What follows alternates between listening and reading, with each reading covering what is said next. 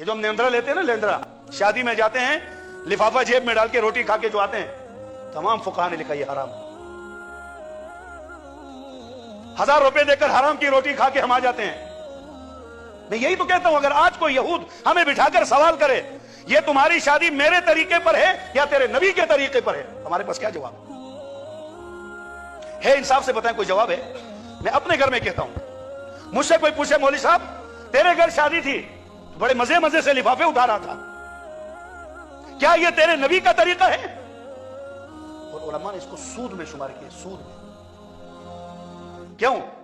اس میں تبادلہ ہے، اگر نہیں ہے تو مجمع میں ایک آدمی اٹھ کر بولے جی ہمارے ہاں یہ تبادلہ نہیں ہے۔ میں کوئی آسمان سے آگر تقریر نہیں کر رہا، میں اسی معاشرے کا آدمی ہوں، میں بھی خاندان اسی معاشرے میں رکھتا ہوں۔ ہم نے الحمدللہ اپنے اس میں خوب جنگ کی اپنے ادھر کہ بھائی ہم نہیں لیں گے اس چیز کو۔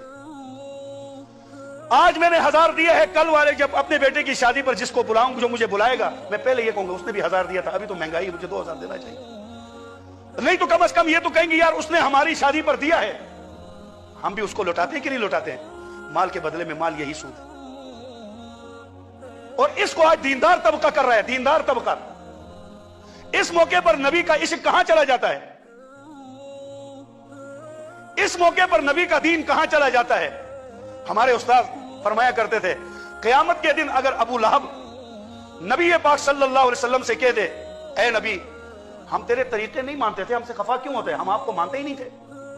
یہ ذرا تو اپنے والوں سے پوچھنا جو کلمہ تیرا پڑھتے تھے، طریقہ میرا لیتے تھے، شاید